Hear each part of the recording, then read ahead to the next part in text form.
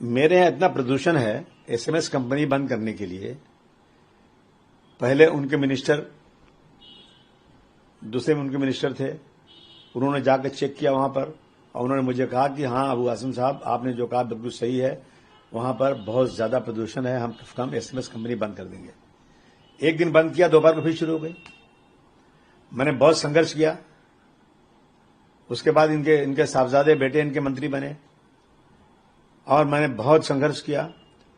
तो उन्होंने पूरी मीटिंग बुलाया, उन्होंने मुझे कहा कि 2022 में दिसंबर में पूरी कंपनी बंद हो जाएगी। मैंने कहा नहीं सर, आप यहां बोर्ड पर लिखिए ताकि मैं जनता को बोल सकूं। लिखा 22, उसके बाद ही मिनिस्टर रहे वो, आज तक नहीं खत्म हुआ। अब वो प्रदूषण की बात कर रहे हैं। कांग्रेस सरकार थी तब भी हम परेशान थे, जबकि वहां पर यह हालत है। पूरे मुंबई में सबसे ज्यादा पोल्यूशन अगर है तो मानकू शिवाजी नगर में, सबसे ज्यादा गुर्बत कहीं है तो मानकू शिवाजी नगर में, सबसे कम अगर फंड दिया जाता है डेवलपमेंट का तो मानकू शिवाजी नगर में जाता है। क्या सोतेलापन है? क्योंकि वहां मुसलमान रहता है, वहां दलित रहता है। ये देख के अगर इस देश में काम होगा तो मैं समझता हूं कि भारतवर्ष, हमारा देश कभी भी डेवलपिंग कंट्री नहीं बन सकता। डेवलपमेंट करना है तो हर सेक्शन के साथ आपको इंसाफ करना पड़ेगा। और अभी भी वहां पर पोल्यूशन बहुत है, बहुत ज्यादा पोल्यूशन है। टाटा इंस्टीट्यूट ने और दूसरे एनजीओज ने सब ने कह दिया कि वहां लोगों की उम्र का एज 39 साल है। पहले एक कब्रिस्तान थी, अब 2 कब्रिस्तान है, दोनों कब्रिस्तान भर जाती है। इतने लोगों का इंतकाल हो रहा है, बीमारी फैलती जा रही है, बढ़ती जा रही है। कैंसर, दमा की बीमारी, हार्ट की बीमारी, लोगों की हालत खराब है, लेकिन सरकार सुनने को तैयार नहीं। मुंबई जैसे शहर में यह हालत है। और मैं पिछले दिनों जब इलेक्शन एमएलए का हो गया तो आदरणीय अजीत पवार साहब हमारे एरिया में उनके उम्मीदवार खड़े थे, वो आए थे वोट मांगने के लिए। जब मैं उनके पास गया तो उन्होंने बहुत दुख दिखाया मुझे कि अबू आसिम साहब, मैं हमारी सरकार होने के बाद भी मुंबई शहर में ऐसा इलाका है जहां कोई डेवलपमेंट नहीं। मैंने कहा सर, फंड ही नहीं दे रहे आप। तो मैंने जितना फंड मांगा उनके कहा कि मैं और ज्यादा दूंगा फंड आपको, लेकिन आज तक मुझे फंड नहीं मिला। तो क्या बात करें, किसकी तारीफ करें हम लोग? अभी मैं सुप्रीम कोर्ट गया हूं, कोर्ट ने उसके 2 साल के लिए और उसको बढ़ा के दे दिया टाइम एसएमएस कंपनी को। लोग मरे चलेगा लेकिन कंपनी हटेगा नहीं। अब सुप्रीम कोर्ट गए हम कि ये कंपनी हटना चाहिए। देखिए क्या जवाब आता है। वहीं अगर बात करें लोकल बॉडी चुनाव की, तो आज पोलिंग हो रहा है, 20 तारीख को भी होगा, लेकिन अब कोर्ट ने फैसला दिया कि काउंटिंग 21 दिसंबर को होगी। मैं समझ नहीं पा रहा हूं ये क्या हो रहा है। अभी 2 तारीख को इलेक्शन हुआ, 3 को रिजल्ट आना था, लेकिन ये कुछ क्लियर ही नहीं हो पा रहा। ओबीसी के चक्कर में, किसी चक्कर में क्या चल रहा है। या बहुत लोगों को बेचैनी है कि कहीं धांधली ना हो जाए इलेक्शन में। और जो सत्ता पार्टी है उसकी बिल्कुल फुल मनमानी चल रही है। हमारा कोई भी टिकट लेने को तैयार नहीं था। हम गए थे कई जगह पर हम टिकट नहीं लेंगे। क्यों भाई? कि हम लोगों को इतना पैसा सत्ता पक्ष के लोगों की तरफ से मिल गया है कि हम लोग इलेक्शन नहीं लड़ें और खाली फॉर्म भर दें तो भी हमको पैसा मिल रहा है। तो आप पैसे की भरमार है। पहले लाडली बहना के नाम पे पैसे दे दिया इतना, अभी बिहार में 10-10 हजार रुपए एक लोगों को दे दिया। तो कैसे कोई जीतेगा इलेक्शन? गरीब आदमी कैसे लड़ेगा इलेक्शन? ये हालत है। चलिए, मैं जो भी तारीख है, दुआ करता हूं कि निष्पक्ष चुनाव हो जाए, निष्पक्ष रिजल्ट आ जाए।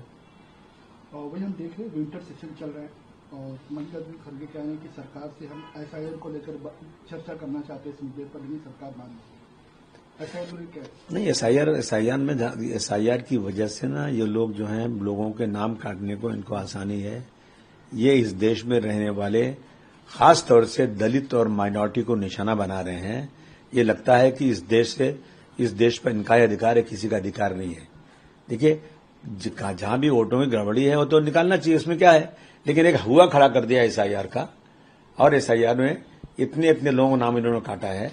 मैं समझता हूं कि इससे निष्पक्ष चुनाव होना बहुत मुश्किल है। वहीं हम देख रहे हैं कि संचार साथी जो ऐप है उसको लेकर कंट्रोवर्सी हम देख रहे हैं कि अपोजिशन कह रहे हैं जासूसी की चिंता बता, लेकिन सरकार ने क्लियर किया कि मैंडेटरी नहीं है।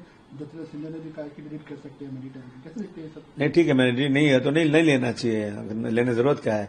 जिस चीज में शक है कि इसमें जो है जासूसी होगी, इसमें लोगों का सब कुछ पता लगाया जाएगा, कहाँ है, क्या कर रहे हैं, किससे बात कर, सारी चीजें इसमें हैं। तो मैं समझता हूं कि जिसको भी शक है वो नहीं लेगा, और हम लोग भी नहीं लेंगे। और वहीं मोहन भागवत जी का बयान है, वो कह रहे हैं कि जब प्रधानमंत्री नरेंद्र मोदी बोलते हैं तो दुनिया के नेता ध्यान से सुनते हैं, और ऐसा इसलिए हो रहा है क्योंकि भारत एक ताकत की ओर है।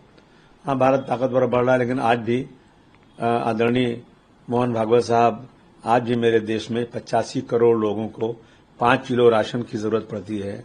आज भी मेरे देश में लोग भूखे सो जाते हैं, स्लम में लोगों के पास खाने को नहीं है। आज भी हम मोहन भागवत साहब से बता दें कि कुपोषण पूरे महाराष्ट्र में है, लेकिन सबसे ज्यादा कुपोषण मुंबई में है। लोग पोल्यूशन से मर रहे हैं। प्रधानमंत्री जी बोलते हैं, लोग सुनते हैं, लेकिन लोग दुखी हैं। खासतौर से माइनॉरिटी के लोग ज्यादा दुखी हैं। लगता है कि माइनॉरिटी का इस देश में कुछ है ही नहीं है। माइनॉरिटी को दिन रात जो है ना, उनको तबाह बर्बाद करने के फैसले किए जा रहे हैं। अगर संविधान है तो संविधान ने सबको बराबर की अपॉर्चुनिटी दिया है।